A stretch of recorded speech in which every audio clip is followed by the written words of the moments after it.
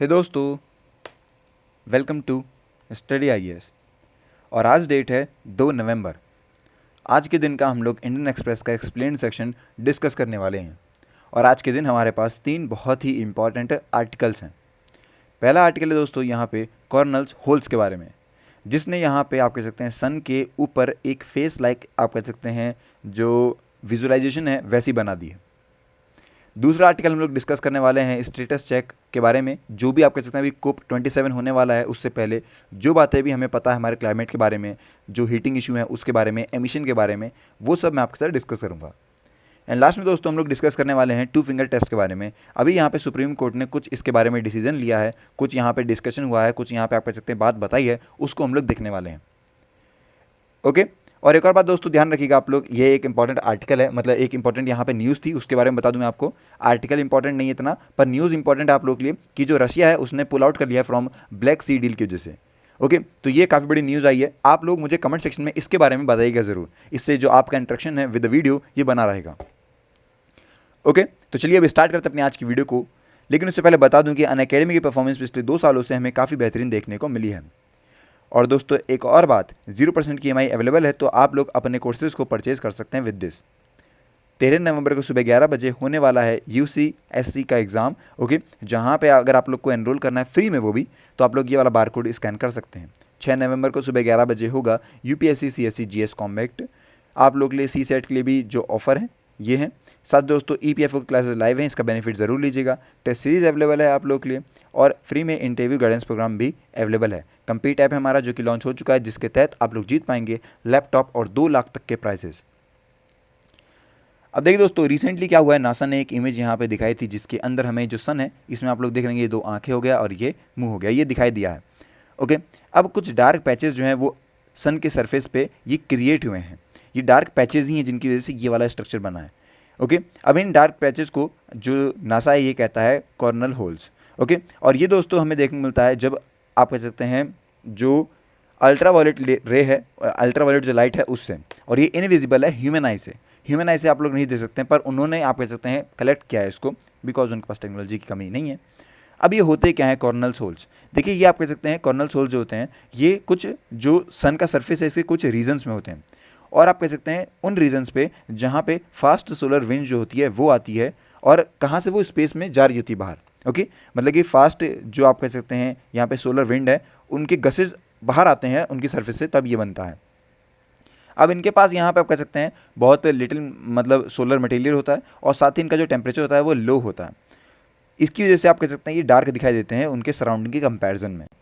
जो corner holes होते हैं दोस्तों ये आप कह सकते हैं कुछ वीक या फिर कुछ मंथ तक चल सकते हैं और अपीयर कर सकते हैं throughout the sun's approximate, मतलब कि 11 ईयर के 16 ईयर तक। हो सकता है कि ये तो चले जाएं, और नहीं चलेंगे तो फिर ज़िंदगी भर जब तक सूरज जिंदा है तब तक ये रहेंगे।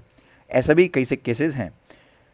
देखिए जितने यहाँ पे आप कह सकते हैं कॉर्नल होल्स हैं ये काफ़ी इंपॉर्टेंट है, क्योंकि इससे हमें यहाँ पे अंडरस्टैंडिंग होती है स्पेस एनवायरनमेंट की, हमारे अर्थ के बारे में, और जो टेक्नोलॉजी या फिर एस्ट्रोनॉट ट्रैवल करते हैं उनको काफ़ी कुछ पता लगता है इसके। ओके, आपको एक बात और बता दूं मैं आपको कि ये जो आप कह सकते हैं कॉर्नर होल्स होते हैं 2016 में भी आप कह सकते हैं इनको देखा गया था, और इन्होंने कवर किया था आप कह सकते हैं लगभग 6 से लेके 8% ऑफ टोटल सोलर सरफेस उस टाइम पे जो देखा गया था। अभी कॉज क्या है, किस वजह से एग्जैक्टली ये होते हैं, इसका कोई भी आप कह सकते हैं क्लियर नहीं है, कोई डेफिनेट यहाँ पे नहीं रीज़न बताया गया। बट हाँ, काफ़ी सारे साइंटिस्ट ये मानते हैं कि जो फास्ट सोलर विंड है इनकी स्ट्रीम्स की वजह से ये सब होता है, क्योंकि कुछ बार ये सारी जो स्ट्रीम्स वगैरह हैं ये इंटरेक्ट करती हैं विद अर्थ मैग्नेटिक फील्ड, और उसकी वजह से ये लोग क्रिएट करते हैं जियो मैग्नेटिक स्टॉर्म, और वो कहीं ना कहीं आप कह सकते हैं एक्सपोज करता है सैटेलाइट टू रेडिएशन और इंटरफेयर करता है कम्युनिकेशन सिग्नल्स पे। ओके, तो ये कुछ रीजंस हैं, या फिर आप कह सकते हैं इनकी वजह से प्रॉब्लम्स भी हमें ये होती हैं। अब जियोमेट्रिक स्टॉर्म क्या होता है, तो according to US national oceanic and atmospheric administration के हिसाब से जो जियोमैग्नेटिक स्टॉर्म्स होता है ये रिलेटेड होता है अर्थ के मैग्नेटिक एटमॉस्फेयर से, मैग्नेटोस्फेयर से, जो कि स्पेस है अराउंड द प्लेनेट, और वो मैग्नेटिक फील्ड से पूरे तरीके से इन्फ्लुएंस रहता है, और हम उसे मानते हैं कि वो हमारा जियोमैग्नेटिक आप कह सकते हैं जो अर्थ का मैग्नेटोस्फेयर है वो ऐसा है कि जहाँ तक अर्थ की मैग्नेटिक फील्ड इफेक्टिव है वो हमारा पूरा आप कह सकते हैं मैग्नेटोस्फेयर है। In case of strong solar wind दोस्तों यहाँ पे जो जियोमैग्नेटिक स्टॉर्म होता है ये कॉज कर सकता है आप कह सकते हैं changes in the ionosphere, but earth का जो अपर एटमॉस्फेयर है उसमें कुछ पार्ट में ऐसी चीज़ें हो सकती हैं। रेडियो और जीपीएस सिग्नल्स को आप कह सकते हैं इसी लेयर के थ्रू जाना पड़ता है, और इसी की वजह से आप कह सकते हैं कहीं ना कहीं कम्युनिकेशन में दिक्कत आती है। तो ये बातें हैं जो कि हमें आप कह सकते हैं पता लगती है कॉर्नल्स होल्स के बारे में। अब देखिए दोस्तों, सबसे जो आज का इंपॉर्टेंट आर्टिकल है वो ये है कि अभी स्टेटस चेक किया गया है, मतलब कि जो प्रॉब्लम्स है उसको बताया गया, क्या हमारे पास रिजल्ट्स हैं, क्या डेटा है, इसको डिस्कस किया है बिफोर दी COP27। ओके, देखिए annual United nation climate change conference COP27 जो है वो संडे को चालू हो जाएगी, और ये दोस्तों होगी इजिप्शियन रिजॉर्ट टाउन के अंदर ऑफ शार्म एल शेख उनके तहत। ओके, देखिए दोस्तों, मैं बता दूं कि ये जो मीटिंग है ये कहीं ना कहीं क्लाइमेट गोल्स के बारे में बात करेगी कि जो कि बहुत जल्दी जल्दी खत्म हो रहे हैं। लेटेस्ट असेसमेंट के बारे में बताऊं मैं आपको, तो जो करंट एक्शन प्लान है फॉर कंट्रीज़ जो कि क्लाइमेट गोल्स को मीट कर रही हैं वो काफ़ी फॉल कर रहे हैं। और इसके बाद दोस्तों आप लोगों ने देखा होगा कि अभी एनर्जी क्राइसिस भी आया, जो इकोनॉमिक ग्लूम है दोस्तों ये हमें देखने को मिला, और कहीं ना कहीं आप कह सकते हैं जो कंट्रीज़ हैं इन्होंने अपना आप कह सकते हैं स्केल अप भी करा है इसके तहत अपने क्लाइमेट एक्शंस को, मतलब इतनी प्रॉब्लम के बाद भी लोगों ने इस पर ध्यान दिया है। ऐसी जो एनुअल कॉन्फ्रेंस होती हैं दोस्तों, इनका मेन काम ये रहता है कि ये ग्लोबल फाइट कर सके अगेंस्ट द क्लाइमेट चेंज, और जो रेमेडियल एक्शंस हैं उनको भी दिखा सकें, क्योंकि दोस्तों अभी की जो रेमेडियल एक्शंस हैं ये काफ़ी स्लो हैं और इनक्रीमेंटल हैं, जो कि इम्पैक्ट करते हैं ग्लोबल वार्मिंग को unfolding at a very rapid rate, मतलब कि बहुत जल्दी जल्दी जो है वो ग्लोबल वार्मिंग की वजह से नुकसान हमें हो रहा है। एमिशन दोस्तों अब भी बढ़ रहा है। देखिए पिछले आप कह सकते हैं लगभग 2 से 2.5 दशक हैं, उनके हिसाब से बताऊं मैं आपको, तो वर्ल्ड ने डिसाइड करा था कि ये आप कह सकते हैं कहीं ना कहीं रिस्ट्रेन लाएगा अपने ग्रीन हाउस गैस के एमिशन में। जो एनुअल ग्लोबल एमिशन है दोस्तों वो अब भी राइज हो रहा है, और ये टच कर सकता है दोस्तों अभी ऑलमोस्ट 50 बिलियन टन तक कार्बन डाइऑक्साइड। ये आप मान सकते हैं बहुत बड़ी मात्रा है इस टाइम पे। ओके, देखिए जो डिकेड था 2010 से लेकर 2019 वाला, उसके तहत जो ग्लोबल एमिशन था वो ग्रो हुआ था 1% तक। ओके, और जो एवरेज है दोस्तों आपको बता दूं मैं आपको, यहाँ पे सिग्निफिकेंटली स्लोअर है growth in the previous decade, जो कि अबाउट 2.6% था। तो कहीं ना कहीं आप कह सकते हैं कि काम करा है, ओके, लेकिन इतना नहीं कर पाया है। Even if the growth in emissions is halted immediately, अगर रोक दी जाएगी तो आप कह सकते हैं कहीं ना कहीं ये दिक्कत दे सकता है, और ये सॉल्व नहीं कर पाएगा प्रॉब्लम को। ये बस आप कह सकते हैं जो वार्मिंग है प्लैनेट की उसका रिजल्ट दे पाएगा, और हम लोग कहीं ना कहीं एकोमोडेट कर रहे होंगे अपने एमिशंस को in the atmosphere and not current emission. हमारा मेन काम क्या है, हम लोग ये क्यों कर रहे हैं, हमें क्या यहाँ पे एमिशन बचाना है, हमें काम करना है दोस्तों कि जो अर्थ का टेम्परेचर है ये बढ़े नहीं, ये हमारा मेन फोकस है। अगर ये बढ़ जाएगा दोस्तों तो ये सब कुछ में दिक्कत देगा, हर एक चीज़ जो हम आज कर रहे हैं उनमें प्रॉब्लम हमें डेफिनेटली महसूस होगी। और ऐसा नहीं कि टेम्परेचर नहीं बढ़ा है, आप कह सकते हैं पिछले एक दशक में, आप कह सकते हैं पिछले 10 साल में, एक डिकेड के अंदर दोस्तों जो टेम्परेचर है अर्थ का वो भी बढ़ चुका है, लगभग 1.1% तक ये बढ़ चुका है। आप लोगों को महसूस ना हुआ हो, बट ये हमें लॉन्ग टर्म में बहुत नुकसान देगा। जो एवरेज ग्लोबल टेम्परेचर है दोस्तों वो कहीं ना कहीं राइज हुआ है एक दशक से, हमने देखा। ओके, अब देखिए जो रिसेंट डेटा है उसकी वजह से हमें पता लगता है कि जो एनुअल मीन टेम्परेचर है पूरे दुनिया भर का वो बढ़ चुका है 1 डिग्री सेल्सियस से। ये काफ़ी बड़ी बात है कि 1.1 डिग्री सेल्सियस थे जो आप कह सकते हैं ये बढ़ गया है। अब इसका रिस्पॉन्स क्या है, देखिए जो रिस्पॉन्स है इन टर्म्स ऑफ एमिशंस वो है कि हमें यहाँ पे चीज़ें कट करनी पड़ेंगी, और जो रिच इंडस्ट्रीज कंट्रीज़ हैं दोस्तों उन्हें यहाँ पे आप कह सकते हैं मेन अपना काम, अपनी जो भाग्यता है, आप कह सकते हैं अपना जो रोल है ये निभाना पड़ेगा, क्योंकि उनके पास ही आप कह सकते हैं ऐसी पावर्स है, उनके पास ऐसी इंडस्ट्रीज़ हैं जो कि इनको ज़्यादा नुकसान पहुँचा रही हैं, एमिशन ज़्यादा कर रही हैं। तो उन्हें सबसे पहले अपनी जो एमिशंस वाली फैक्ट्रीज इंडस्ट्री हैं उन्हें कम करना होगा, और कलेक्टिवली दोस्तों इस टारगेट को अचीव किया जा सकता है। जो डेवलपिंग कंट्रीज जैसे कि इंडिया होगी, चाइना होगी, ये आप कह सकते हैं मेजर एमिटर्स नहीं है, ओके, लेकिन हो सकता है कि ये आगे एमिटर्स बन जाए, तो हमें अभी से ही ध्यान देना पड़ेगा। जो यूरोपियन यूनियन है दोस्तों इसने यहाँ पे आप कह सकते हैं रिलेटिवली बोला, आप कह सकते हैं क्लाइमेट गोल्स को लेके, और जो यूनाइटेड किंगडम है ये भी कहीं ना कहीं स्ट्रगल कर रही है with the economic down turn right now. ये आप कह सकते हैं जो एमिशन रहा फ्रॉम 1990 से लेवल वो हमें देखने को मिला है। ओके, अब आप कह सकते हैं इतना जो लेवल हमें वो यहाँ देखने को मिला है 2021, और आप कह सकते हैं ये रहा आपका 1990 वाला। तो इस पूरा जो लेवल है आप लोग देख सकते हैं कि टेम्परेचर कैसे बढ़ रहा है। जो यूनाइटेड स्टेट्स है वो वर्ल्ड का लीडिंग एमिटर है यूनिट अंटिल आप कहते हैं, जो कि ओवरटेक किया गया by the China in the mid 2000s। Okay, अब पहले था आप कह सकते हैं यूएस, पर उसके बाद अब हो गया चाइना। आप कह सकते हैं लगभग ओनली 7% जो है वो एमिशन हुआ है, आप कह सकते हैं 1990 से लेवल के हिसाब से। जो चाइना का एमिशन है ये राइज हो चुका है ऑलमोस्ट 4 टाइम्स, और इंडिया का 3 टाइम्स। आप मान सकते हैं कि ये काफ़ी बड़ी प्रॉब्लम है। अब एक और ये अंदाज़ा लगाया जा रहा है कि अभी तो 1.1% बढ़ा है, पर अगले कुछ दशकों में या फिर कुछ सालों में ही सिर्फ हमें ये 2.8% बढ़ता हुआ दिखाई दे जाएगा। इसके बारे में बताऊँ मैं आपको, जो ओवरऑल क्लाइमेट ऑब्जेक्टिव है जो कि इंश्योर कर रहा है राइज इन ग्लोबल टेम्परेचर, वो आप कह सकते हैं बियॉन्ड नहीं गया अभी तक 2 डिग्री के सेल्सियस में, पर ऐसा हो सकता है कि ये आगे बढ़ जाएगा। 2.8 डिग्री सेल्सियस जो है दोस्तों वो हमें हमारी जो सेंचुरी है इसके एंड तक देखने को मिल सकता है, और ये काफ़ी रियलिस्टिक चांस है कि जो ग्लोबल वार्मिंग है वो दोस्तों 1.5 डिग्री सेल्सियस से बढ़े।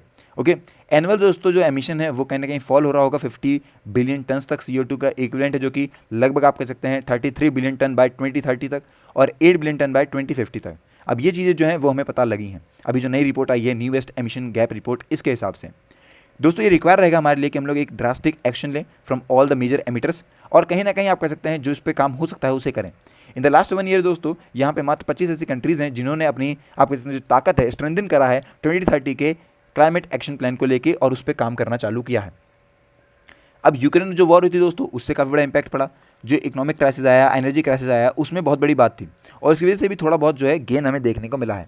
ऑलरेडी दोस्तों यहाँ पे जो कंजप्शन है फॉसिल फ्यूल्स का वो बढ़ रहा है, और ऐसी कंट्रीज़ अगर आप कह सकते हैं ये काम चालू कर देंगी तो ट्रेडिशनल जो फॉसिल फ्यूल्स की डील थी वो कहीं ना कहीं अनसर्टेन रहेगी एनर्जी मार्केट के अंदर।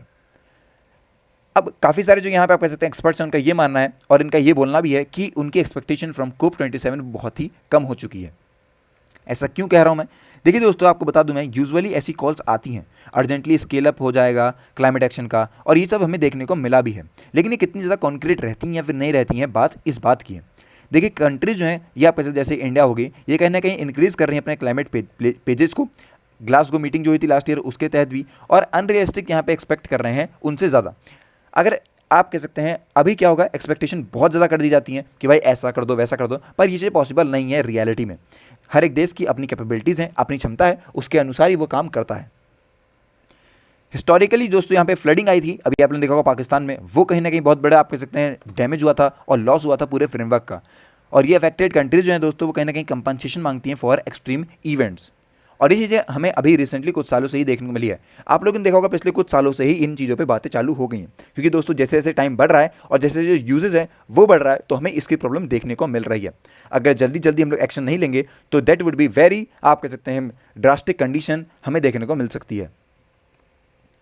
अब दोस्तों आता है हमारा आर्टिकल 2 फिंगर टेस्ट को लेके, काफ़ी आप कह सकते हैं बड़ी बात है ये, और इसका जजमेंट जो है वो काफ़ी बड़ा लिया गया है। सुप्रीम कोर्ट ने दोस्तों मंडे में ये कहा कि जो यहाँ पे कंडक्ट करवाते हैं 2 फिंगर टेस्ट ओवर आप कह सकते हैं जो रेप विक्टिम्स होते हैं उनके तहत उन्हें गिल्टी माना जाएगा उस काम के लिए।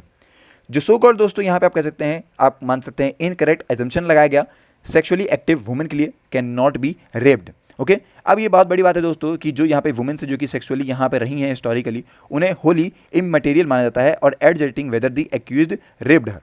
ये बहुत बड़ी बात है और इसको लेके ही आप कह सकते हैं इस पर पूरा डिसीजन लिया गया है। पर पहले समझते हैं कि आखिर ये 2 फिंगर टेस्ट होता क्या है। तो देखिए दोस्तों, जो भी यहाँ पे वुमेन रहती है वो सेक्सुअली असॉल्ट होती है अंडरगोज अ मेडिकल एग्जामिनेशन, क्योंकि वहाँ चेक किया जाता है उनकी हेल्थ कंडीशन के बारे में, मेडिकल जो नीड्स हैं उनकी, जो एविडेंस वगैरह ये कलेक्ट किए जाते हैं। अब इसी में दोस्तों मैं बता दूं 2 फिंगर टेस्ट का नाम भी आता है, और ये होता है दोस्तों carried out by medically practitioners. Okay, इसके अंदर इन्वॉल्व रहता है दोस्तों एग्जामिनेशन ऑफ हर वेजिना, और दोस्तों कहीं ना कहीं आप कह सकते हैं चेक होते हैं कि वो कितनी ज़्यादा हैबिचुएट रही है सेक्सुअल इंटरकोर्स में, इसके तहत यहाँ पे चेक किया जाता है। अब एक हैंडबुक दोस्तों रिलीज हुई थी बाय दी WHO, जिसके अंदर आप कह सकते हैं पूरी तरीके से बताया गया था सेक्सुअली असॉल्ट विक्टिम के बारे में, और उन्होंने इस बात को मेंशन भी कराया वहाँ पे अपनी बुक के अंदर कि there is no place for virginity test, जिसे हम लोग 2 फिंगर टेस्ट बोलते हैं, और इसका कोई भी साइंटिफिक वैलिडिटी नहीं है। ये बात उन्होंने अपनी बुक में लिखी थी। देखिए दोस्तों, इससे पहले भी आप कह सकते हैं इस पर कमेंट दिए गए थे टेस्ट को लेके, और वो थी बात मई 2013 की, जहाँ पे जो हमारी एपेक्स कोर्ट है इसने यहाँ पे बोला था कि ये कहीं ना कहीं हेल्ड करवाएगी, जो भी हेल्ड करवाते हैं 2 फिंगर टेस्ट को वॉयलेट करती है वुमेन की राइट टू प्राइवेसी, और ये बात आप कह सकते हैं गवर्नमेंट को आस्क मतलब पूछनी चाहिए बेसिकली कि प्रोवाइड कर सके और ज़्यादा बेटर मेडिकल प्रोसीजर्स जिससे कि कन्फर्म किया जा सके सेक्सुअल असॉल्ट को।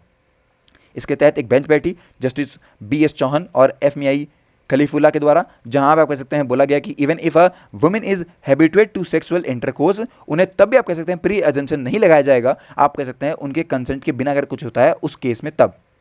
ओके, ये बात इन्होंने बताई।